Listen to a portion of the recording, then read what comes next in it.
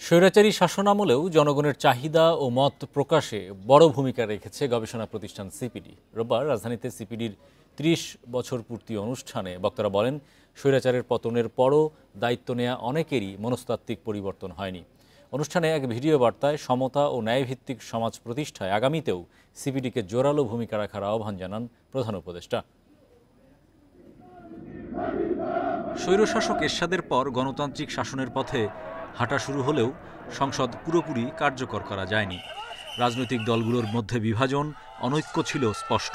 এতে জনগণের চাওয়া পাওয়ার হিসেব মেলাতে নীতি গ্রহণে আলোচনার ঘাটতি দেখা দেয়। এমন প্রেক্ষাপটে বেসরকারি গবেষণা সংস্থা সিপিডি গঠিত হয়।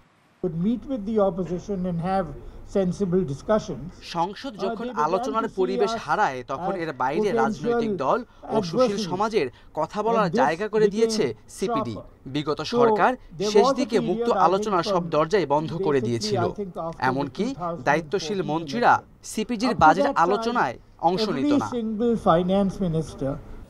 এ সময় বিদায়ী আওয়ামী লীগ সরকারের সমালোচনা করে বিএনপি নেতা আমির খসরু মাহমুদ চৌধুরী বলেন, সরকার জনগণের ভোটের অধিকার কেড়ে নেয়ার পর ক্ষমতা দীর্ঘায়িত করতেই অন্যান্য অধিকারও খর্ব করে।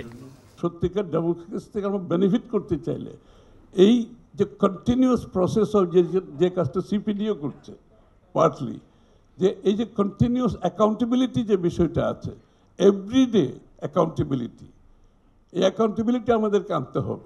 মতবিনিময়ে সাংবাদিক মাহফুজ আনাম বলেন, স্বৈরাচারের পতন হলেও দায়িত্বশীলদের মননে এখনও পরিবর্তন আসেনি।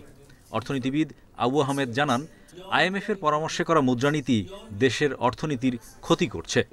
Monetary policy we are pursuing, এটা আমার কাছে মনে হয় একটু ড্যামেজিং হচ্ছে। কারণ হচ্ছে এটা dampening your investment and dampening also your consumption. এক ভিডিও বার্তায় দেশের উন্নয়নে সিপিডির ধারাবাহিক গবেষণার প্রশংসা করেন অন্তর্বর্তী সরকারের প্রধান উপদেষ্টা। বাংলাদেশ এখন একটি গুরুত্বপূর্ণ সময় অতিক্রম করছে। আমি আশা করি সিপিডি অতীতের মতোই বর্তমানে ও আগামীতে তার বুদ্ধিবৃত্তিক অবদান অব্যাহত রাখবে। অনুষ্ঠানে সিপিডির ৩০ বছরের পথ চলার নানা চ্যালেঞ্জ ও উত্তরণের অভিজ্ঞতাও তুলে ধরেন বক্তারা। প্রবাসী, শিক্ষাসহ কয়েকটি বিষয়ে গবেষণা জোরদারে সুপারিশও তুলে ধরা হয়। Hari Saha, independent news, Dhaka.